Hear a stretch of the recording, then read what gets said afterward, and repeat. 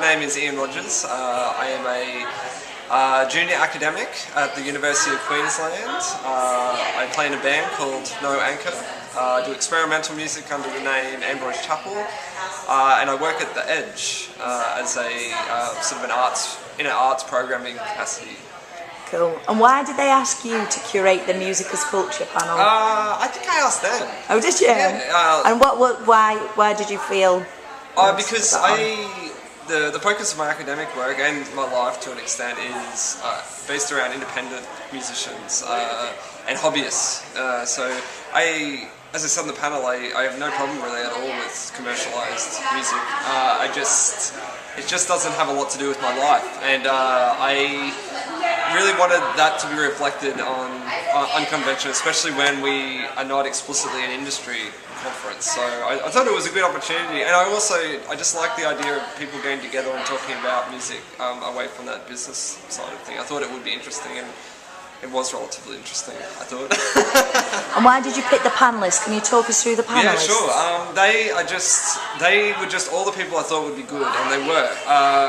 Everett True is. He was on the panel. He lives in Brisbane now. He was a UK journalist for Melody Maker, I believe, and sort of tabloid style music stuff. In the 90s, he's probably one of the most celebrated music journalists of that generation. So yeah, having him, he had to be there. He's also just talks like all the time. I don't know. He's very quotable. Andy Bennett, sitting next to him, he's a professor from Griffith University. He is again one of the more preeminent popular music studies scholars in the world. Luckily enough, he is in Brisbane at the moment, working on the Gold Coast. Yes, I chose him. I wanted a theoretical guy, someone who could talk about how academia sees popular music, because it's not explicitly about money either. I mean, the way that we study popular music. Who sitting next to him was Cam Smith. Cam runs a record label called Incremental Records, runs a home studio, plays in bands, generally an opinionated young man. Next to him was Tom Hall, sound artist, international touring guy. Is he the garage band one? He had the cap. Yeah. Yeah. And what did he? Yes, he was house shows. Yeah. Yes, in garage. Yeah, he puts on shows in his garage. He's just a good mix of a whole different thing. He's also really quite successful. Like he's almost like a grant-funded artist, full time. Can you tell us, how did you end up playing in the Glasgow Hairdressers? Yeah, well, him and I play music together sometimes under the name Axon, and we toured through Europe last year. And when you do sound art or experimental work, you often end up in unusual venues because it's very portable music. You only need a laptop and some controllers. And I find that seems to be reflected in the shows that you do. So yeah, we played in a disused... we just got to Glasgow and the show was just in a disused barber shop, which it wasn't actually that pleasant, to be honest. Glasgow was a bit... The smell of perming solution. Yeah, it was just a bit... Pungent. It was fun enough, but yeah, where we played in the peach field in Italy, we just played on a table in the middle of the field. It was beautiful. That was a much nicer experience. Who else did I have on that panel? I had... Kelly, who I've just spoken to. Yep, Kelly, who you just spoke to from Screen Feeder, and we had Andrew Stafford, you'd probably say he's a music historian, as he wrote a very popular, well-received book on Brisbane City's music history.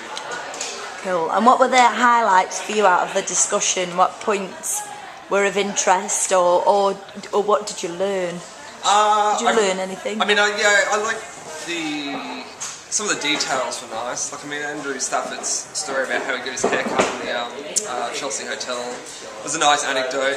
I like that it was a little bit irreverent. I like that we did actually do what we said we were going to do, which was we're going to talk about music and not money. I think that Everett, every time he opens his mouth, he at least says something entertaining, if not always correct. And I don't know what... I really appreciated Tom's how candid he was. Like, especially when he fielded the question about posters, and he just said, you know what, I just put them up. I don't think about getting in trouble. I don't think about whether it's legal or allowed. I just do it, and that's a pretty important thing that's something you really need to learn if you're going to be a musician. Yeah, cool. And why did you want to get involved with Unconvention in the first place? What was it that drew you to it? For my work, I go to a lot of conventions. Like, I've been to Big Sound, and I've been to a lot of academic seminars about music. And the brief that I had was that this would be a conference that would focus on grassroots and independent style practice. And that's me. That's what I do. That's what I study. It's what I do on the weekends. So I just got involved. Why wouldn't you want to be involved? Good answer. Good answer. Do you know much about Manchester music scene? Did I go? Yeah, I went to Manchester on that tour. Tell us what you think of Manchester. I went to the Hacienda, and it's a block of apartments now. And that is a very Brisbane thing, to just destroy a piece of your culture like that.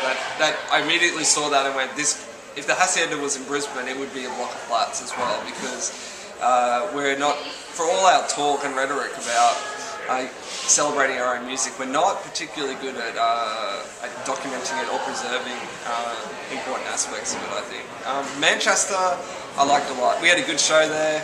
The people were fun. They're obsessed with football, like to an unnatural degree. Like, even like nice wussy indie guys are all like crazy about football. I didn't get it because I hate football. I don't, Here in Brisbane, you like football or you like music, or never the two shall meet almost. What else did I think about?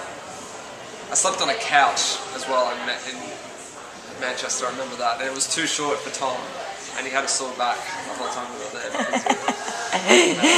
I can't remember the names of the people that they put on a night. The people that do. And was there any sort of glaring similarities between the scene over there and the scene here? I feel like it's much of a muchness everywhere you go. I feel like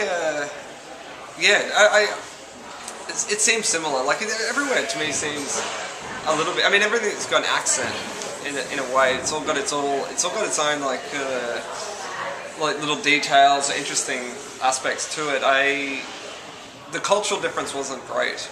Italy, I felt the cultural difference was extremely different. Like, I felt like over there the cool people listened to experimental music. Like, the people that would come to the shows and that were putting them on were like hip, nice, well-dressed sort of people. And then you go to somewhere like Germany, it's all like nasty, kind of freaky sort of people that do all the sound stuff. So for Manchester, it seemed like Brisbane. It was nice. It's cold.